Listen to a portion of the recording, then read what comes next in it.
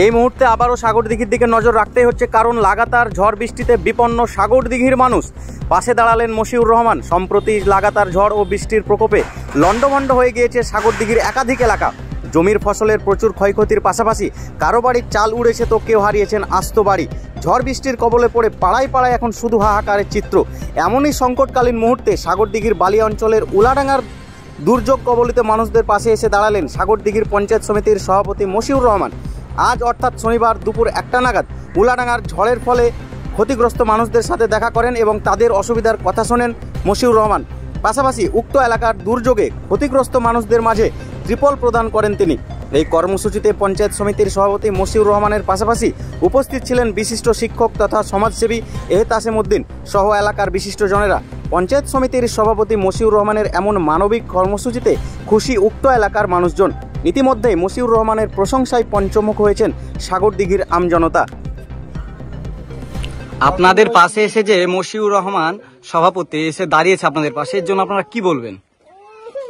বলবো যে এই যে আমরা গরিব মানুষ, আমাদের বাড়ি ঘর সব ভেঙে গেছে কালকের বৃষ্টিতে। আমরা খুব অসহায় মানুষ, খুব করে আমরা ওকে খবরটা জানিয়েছি। চালের ঘর সব ভেঙে পড়ে গেছে, আমরা আর থাকতে পারছি না আমাদের। তারই জন্য আমরা মশিউর রহমান সাহেবকে জানিয়েছি। এবং এসে আপনাদেরকে কি আজকে দিল এবং কি আশ্বাস দিল? আশ্বাস দিল আমাদেরকে যে হ্যাঁ, আমাদের লিস্টে নাম আছে, আমাদেরকে দেওয়ার ব্যবস্থা তাড়াতাড়ি করবে। আজকে একটা করে তিরপাল দিল থাকার জন্য। এবার আমাদের যে লিস্টে নাম আছে ওই টাকাটা ঢুকলে আমরা বাড়ি করার আশ্বাস নেব। আপনাদের পূর্ণ সমর্থন করলেন যে বাড়ি জানে আপনারা পান, হ্যাঁ আশ্বাস দিলেন। এতে আপনারা খুশি? হ্যাঁ, আমরা খুশি। মশিউর রহমান সাহেব যে আপনাদের বাড়ি এসে এসে যে তিরপাল বিতরণ করছে, এতে আপনারা কি বলবেন?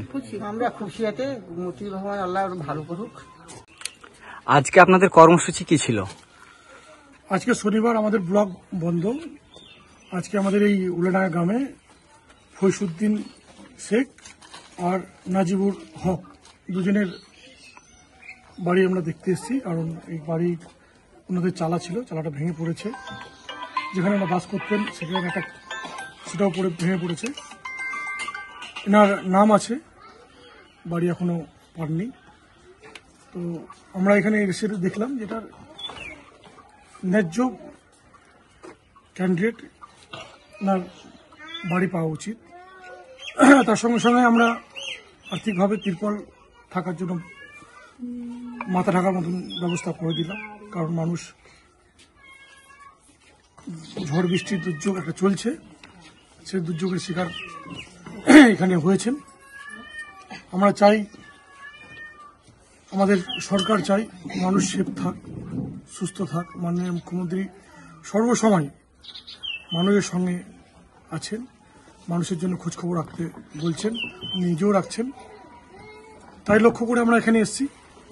আমরা এটা দেখে গেলাম, আমাদের সরকারিভাবে যত রকম যা করা দরকার আমরা করে দিয়ে তার মাথার উপর ছাদের ব্যবস্থা করে দিই। কতজনের বাড়ি আজকে পরিদর্শন করলেন? আজকে উলাডাঙ্গাতে 2জন, পুরো ব্লকে ঘুরছি। আমাদের কাছে অনেক রিপোর্ট আছে, প্রায় 10-12টা বাড়ি সার্ভে করলাম আজকে।